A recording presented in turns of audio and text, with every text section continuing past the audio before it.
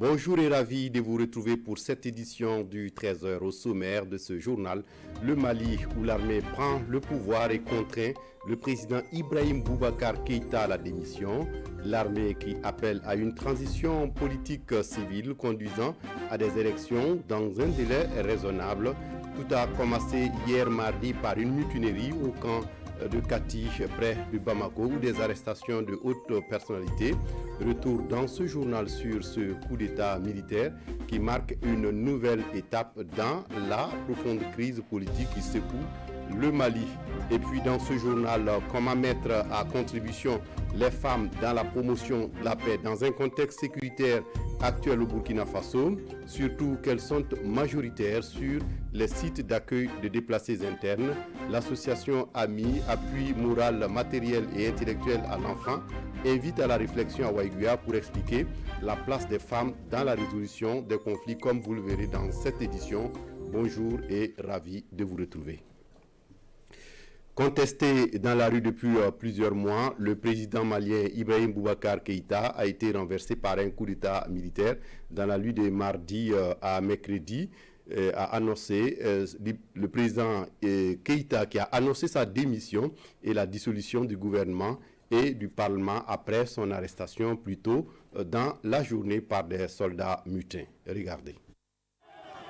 Au Mali, le président Ibrahim Boubacar Keïta a annoncé sa démission, la dissolution du gouvernement et celle de l'Assemblée nationale.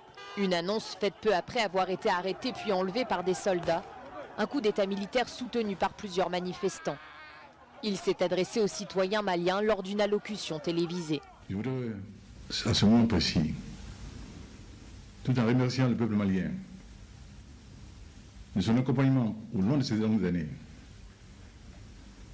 de la chaleur de son affection, vous dire ma décision de quitter mes fonctions, toutes mes fonctions à partir de ce moment. Ce qui a commencé comme une mutinerie de soldats dans une base près de la capitale sur la question de la rémunération s'est transformé en une prise de pouvoir après des mois de protestation antigouvernementale. Keïta a remporté un second mandat lors des élections de 2018, mais la corruption, la mauvaise gestion de l'économie et la montée de la violence communautaire dans certaines régions du pays ont suscité la colère. La situation a été aggravée par une insurrection islamique et la pandémie de grippe aviaire. La nouvelle de son départ a été accueillie avec jubilation par les manifestants anti-gouvernement. Le Mali tout entier a été libéré aujourd'hui par une force républicaine. La population malienne le soutient de haut et en bas. Vraiment, nous sommes très très contents. Il n'y a pas l'éducation, il n'y a pas la santé, il n'y a pas la sécurité. Mais au niveau international, cette évolution a été condamnée par l'Union africaine, les États-Unis et la CEDEAO, qui a tenté de servir de médiateur dans la crise politique du Mali. La France a également exprimé son inquiétude avant le discours de Keïta. Elle effectue une mission de maintien de la paix au Mali depuis 2013. Alors que le président malien Ibrahim Boubacar Keïta a annoncé sa démission et la dissolution de l'Assemblée nationale dans la nuit de mardi à mercredi après son arrestation par des soldats mutins, ce coup d'État militaire marque une nouvelle étape dans la profonde crise politique qui secoue le pays. Retour sur des mois d'instabilité au Mali en proie à une insécurité croissante. Nous sommes au début du mois d'avril, au lendemain d'élections législatives particulièrement tendues au Mali, et marqué par un fait inédit, l'enlèvement du chef de l'opposition Soumaïla Cissé. La Cour constitutionnelle a inversé une trentaine de résultats, dont plusieurs en faveur du parti au pouvoir. La colère gronde dans ce pays déjà rongé par la corruption et les violences djihadistes, à tel point que le 30 mai, l'imam Mahmoud Dicko noue une alliance inédite avec des partis d'opposition et appelle à manifester pour réclamer le départ du président. Il dénonce l'impuissance du pouvoir face à l'insécurité, le marasme économique et la décision de la Cour constitutionnelle. L'aboutissement de ce que nous demandons n'est pas en réalité quelque chose qui est dirigé par une personne ou un clan. C'est tout simplement pour le Mali que nous agissons. C'est le début de violentes manifestations qui secouent la capitale Bamako et se poursuivent de semaine en semaine, alimentées par d'autres scandales comme la vidéo du fils du président le montrant sur un yacht de luxe. Pour tenter d'apaiser les tensions, le 8 juillet, Ibeka ouvre la voie à un réexamen de la décision de la Cour constitutionnelle sur les élections législatives. Mais les dirigeants de la contestation rejettent cette main tendue et brandissent la menace d'une désobéissance civile. 2 jours plus tard, Bamako vit l'une des pires journées de troubles civils depuis des années. Plus d'une centaine de manifestants sont blessés, plusieurs autres sont tués.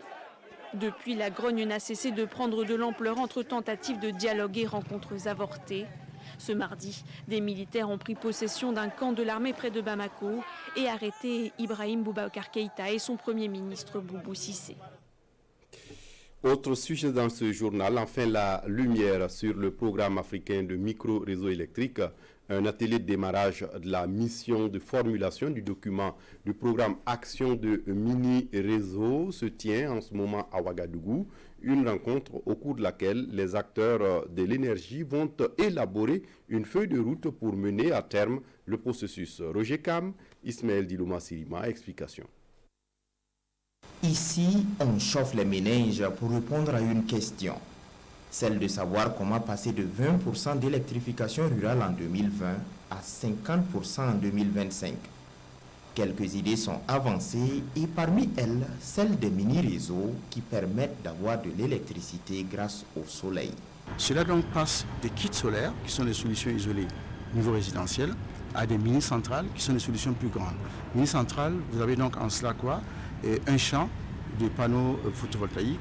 Vous avez en cela un réseau qui permet de connecter les gens et parfois du stockage qui permet donc de rendre l'énergie disponible 24 heures sur 24. La mise en place de ces mini-réseaux sera supervisée par l'Agence burkinabé de l'électrification rurale.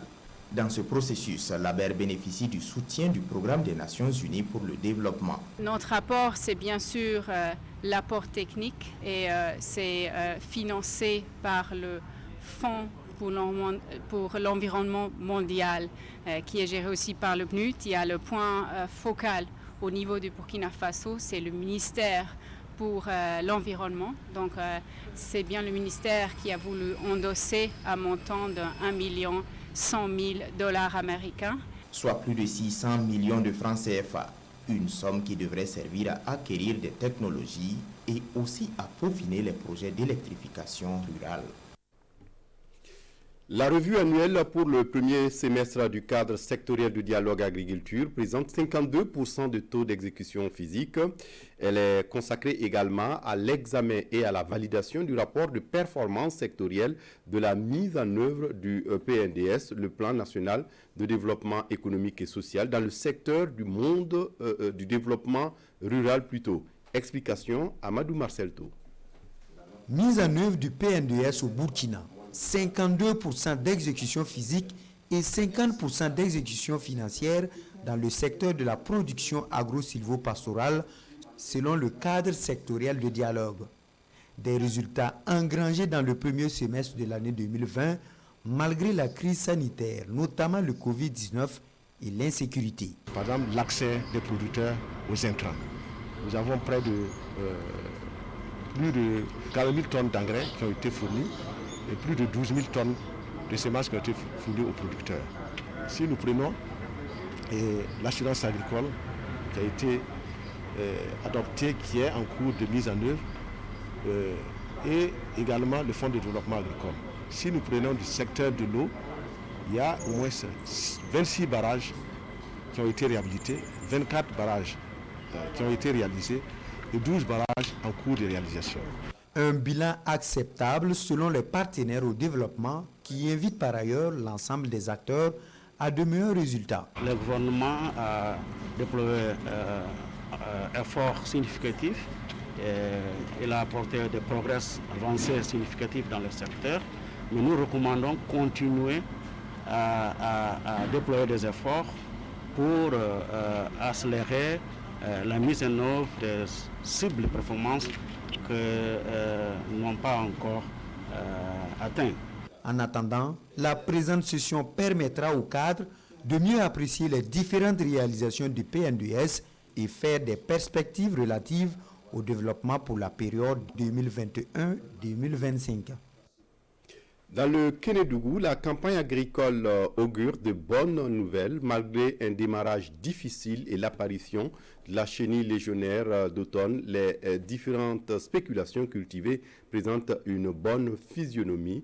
Si la tendance pluviométrique se poursuit, les récoltes seront au rendez-vous. Constat avec Kadou Uromenki. Un champ de maïs qui force l'admiration. Là, une autre variété de maïs au stade de levée. Nous sommes dans l'exploitation agricole de Yacouba Traoré à Sidi, dans le Kénédougou. Sur 30 hectares au total, notre producteur cultive plusieurs spéculations. Cette année, j'ai pu faire le riz, le maïs, le soja, le niébé et l'arachide, et le sésame. Même physionomie prometteuse dans cette exploitation voisine. Autre localité, cette fois-ci, précisément à Mina. Aboubacar Traoré et sa famille sont en plein entretien de leurs champs. C'est un peu présentable parce que avant il n'y avait pas la pluie. Maintenant il a commencé à pleuvoir un peu. Comme vous le voyez aussi, je suis venu verser un peu d'engrais aujourd'hui. Je suis en train de ramasser les gros herbes pour pouvoir labourer ça après, quoi. Pendant le démarrage, il y avait eu les difficultés. Manque de pluie pendant le mois de mai, juin. Et finalement, pendant le mois de juillet, début juillet jusqu'à nos jours, il pleut. Présentement, on est en bonne période de pluie. La saison s'étant bien installée, à présent plane le spectre de la chenille légionnaire comme ici à Guéna. Et face à cette ravageuse, certains producteurs jouent la carte de l'anticipation. J'ai traité la semence et puis sémé. En ce moment-ci, ça peut attaquer la plante. Ça peut rentrer dans la plante, mais ça ne peut pas se développer. Voilà. Moi, je n'ai même pas fait le traitement. Je n'ai même pas traité. J'ai traité seulement la semence. Voilà. Outre quelques poches de sécheresse et la menace de la chenille légionnaire, l'autre difficulté soulevée ici dans le Kénédougou est le manque de matériel agricole. Qu'à cela ne tienne, les producteurs restent confiants et la province espère s'en tirer avec plus de 374 000 tonnes de céréales. Le Haut Commissariat pour les réfugiés, l'ONG Plan International Burkina Faso, viennent en aide aux personnes déplacées internes de la boucle du Mouhoun. Ils ont lancé officiellement la seconde phase du projet de fourniture d'abris et d'articles nécessaires aux déplacés internes de ce mardi à Dédougou. Et c'était au cours d'un atelier. Plus de 300 ménages de la province de la Kossi et du Sourou vont bénéficier de cette seconde phase. Ce projet vise à reloger les personnes en situation de déplacés internes. Des détails avec Karim Ouedraogo sur place à Dédougou.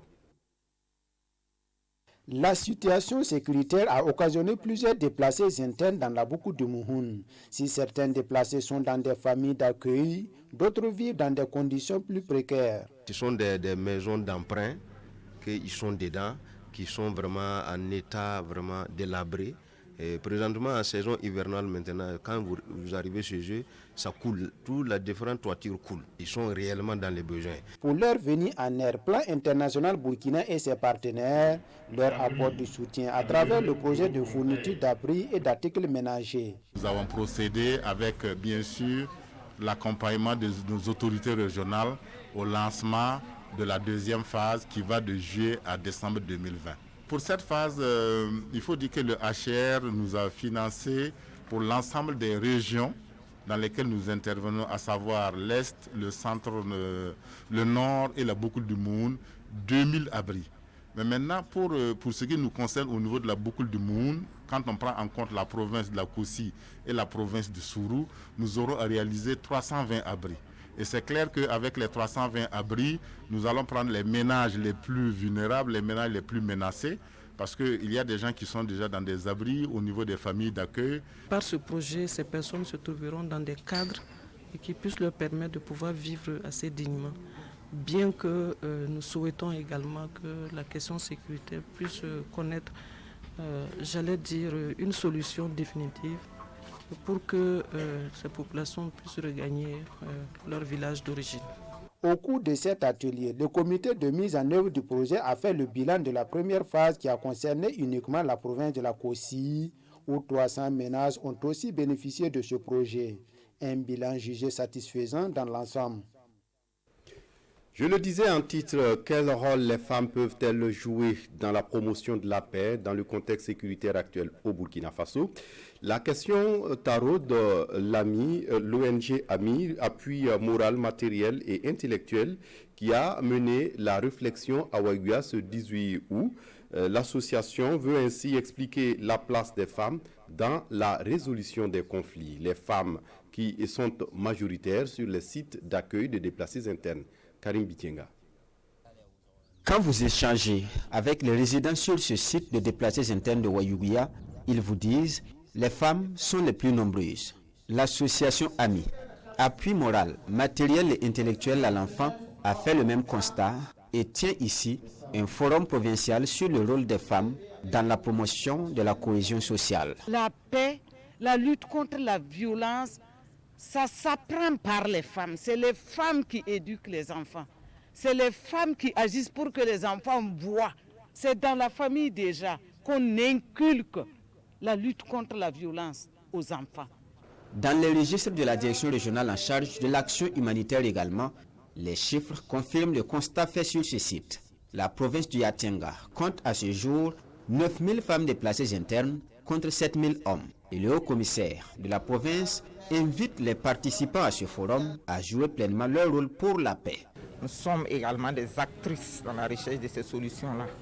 Au quotidien, nous devons être capables d'apporter, en tout cas, l'essentiel. Nous sommes tous fils de ce Burkina et nous sommes tous appelés à construire. C'est ça aussi le rôle de la femme, c'est d'aider à aller vers la paix, vers l'entente, vers la cohésion. Les participantes de ce forum sont pour la plupart des responsables d'organisations féminines de la province du Yatenga. Le forum se tient dans le cadre du projet REDI, renforcement du dialogue social et religieux au sein des communautés du Nord et du Centre-Nord du Burkina Faso. Et puis l'OMS et l'ambassade du Danemark au Burkina Faso ont remis ce matin du matériel médico-technique et informatique au ministère de la Santé, du matériel pour contribuer à la lutte contre le Covid-19, surtout dans la gestion des données informatiques sur le Covid-19. Aimé Solange Guigma. 83 ordinateurs et une cinquantaine d'oxygénateurs, c'est le don fait par l'OMS en collaboration avec l'ambassade du Danemark au Burkina, au ministère de la Santé. Ce matériel médico-technique et informatique, estimé à 118 millions de francs CFA, va contribuer à renforcer la lutte contre le Covid-19 et les maladies non transmissibles. Il s'agit en gros de matériel pour la prise de la tension artérielle, de matériel pour pouvoir évaluer le taux de glucose dans le sang, pour détecter d'éventuels cas de glycémie. Le second lot, il s'agit de matériel qui va contribuer à la prise en charge des cas de maladie à coronavirus. Comme vous le savez, j'en profite pour rappeler que la maladie n'est pas finie au Burkina Faso. Nous avons toujours des cas et j'en profite pour lancer un appel à ce que les mesures barrières soient toujours promis et respectées par la population. Depuis l'enquête STEP en 2013, la prévalence donc, de l'hypertension est assez élevée au niveau du Burkina Faso, autour de 18%. Et pour ce qui concerne le diabète, l'aide autour de 5%. Donc cela nous permettra de pouvoir dépister à temps ces maladies-là et de les prendre en charge de manière précoce. Et je voudrais, au nom du ministre de la Santé, remercier l'OMS, mais également l'ambassade du Danemark pour le don qui a été fait ce matin. C'est un apport donc qui va permettre au Burkina de renforcer la gestion des données à temps et la surveillance de la maladie à coronavirus et également le dépistage précoce des maladies non transmissibles, à savoir l'hypertension artérielle et le diabète. Le service régional de la police judiciaire du centre vient de démanteler un réseau de délinquants spécialisés dans les actes de grand banditisme dans la ville de Ouagadougou. Ces délinquants se sont spécialisés dans les agressions à main armée et les cambriolages de domiciles, boutiques et autres lieux de commerce. Ils ont été présentés ce matin au cours d'un point de presse compte rendu avec Sekou Zango. Fin de cavale pour ces 4 spécialistes en agression à main armée, cambriolage de domicile et lieux de commerce. Le groupe opérait notamment dans les quartiers Karpala, Rayongo, Ouitenga, Zone 1 et Dassasgo, faisant des dizaines de victimes. Je suis arrivé le soir, je suis allé me coucher. Et le sac était dans le véhicule. Le matin, je me suis levé, trouvé que ils ont cassé le véhicule, ils ont pris le sac là, dans lequel il y avait l'arme. Les investigations menées par le service régional de la police judiciaire du centre, SRPJ, ont permis de les mettre aux arrêts. L'enquête a permis de saisir 4 pistolets automatiques de calibre 7,65, un pistolet automatique de calibre 9 mm, 17 vélomoteurs, un tricycle, 3 batteries de véhicules, 3 postes téléviseurs, 7 téléphones portables, 4 fausses clés de véhicules, un trousseau de clés passe-partout, 27 clés USB, une tablette, divers accessoires de téléphone portable et un registre de livraison du magasin de vélomoteurs. En cette période d'hivernage, les attaques à main armée sont légion et le commissaire principal de police Saïbou Galbané appelle à la vigilance. Il est demandé à la population de s'assurer que les portes et fenêtres sont bien fermées avant d'aller au lit. Renforcer l'éclairage des cours et des ventiles de concession. Ne pas laisser des objets tranchants, contendants, piquants dans la cour pendant la nuit. Tailler les hautes herbes aux abords des concessions et routes. Éviter d'emprunter les zones à risque. Éviter de stationner les véhicules dans les endroits sombres ou sans surveillance. Le service régional de la police judiciaire du centre salue la collaboration des populations qui a permis l'atteinte de ce résultat. Il les invite par ailleurs à toujours dénoncer tout cas suspect aux forces de défense et de sécurité. La presse burkinabé a attendu en vain la confirmation du coup d'État au Mali avant le bouclage de ses éditions. Mais au regard des premiers éléments d'information de la journée d'hier, les journaux ne se faisaient plus le doute du coup d'État et commentent cette situation. Pendant ce temps, les candidats à la présidentielle de novembre prochain au Burkina signent un accord politique pour la présidentielle au Burkina. Donc, Vincent Tiendrebego pour la revue de presse. Opposition politique, un accord politique pour une alternance à Kosiam. Le sujet fait la une du quotidien. Par cet accord, les signataires s'engagent à soutenir celui d'entre eux qui arriverait à un second tour de l'élection présidentielle et chacun doit le faire par appel public dans les 24 heures qui suivent la proclamation des résultats définitifs par le Conseil constitutionnel et à désavouer immédiatement et publiquement toute voix dissonante issue de leur rang. Conséquence, ce cadre Désiré Ouedraogo est au second tour contre la majorité. Le CDP va le soutenir et c'est une affirmation de Edi Kwembeogo à la une du journal Le Pays. Et c'est vice-versa puisque tous deux sont signataires de l'accord politique. Pour le chef de file de l'opposition, Zéphirin Diabri, c'est un acte de portée historique en perspective des élections à venir et même au-delà. Au Mali, de la grogne politico-sociale à la malédiction du putsch. C'est un titre de Aujourd'hui au Faso qui commente les derniers événements de Bamako. C'est acté. Ibrahim Boubacar Keïta a été renversé par des militaires. La soldatesque a arbitré. Oui, au XXIe siècle, un président démocratiquement élu vient d'être renversé dans ce Mali déjà exsangue. Et les condamnations tous azimuts n'y ont rien fait. Un boulevard d'incertitude s'ouvre et les voisins du Mali ont de quoi s'inquiéter, surtout sur le plan sécuritaire. La digue ayant carrément disjoncté, commente Aujourd'hui au Faso, le fameux mouvement du 5 juin. Il voulait une démission d'Ibeka et il obtient sa destitution, écrit l'observateur Palaga. Comme Aujourd'hui au Faso, l'Obs relève les similitudes avec le scénario de 2012. Ça part de l'important camp militaire de Kati, un mouvement se déclenche, descend à Bamako et emporte le régime d'Amadou Toumani Touré au profit d'un soldat nommé Amadou Ayas Sanogo. Nous sommes en 2012 et hier, 18 août, bis repetita. Et c'est aux grandes dames de la CEDEAO dont la médiation était au point mort. Eh bien, les contempteurs du régime ont gagné contre le Mali tout entier, selon l'observateur Palga. On s'arrête là pour ce journal, mais l'information continue sur la RTB en langue nationale Moré Djoula et Fulfulde.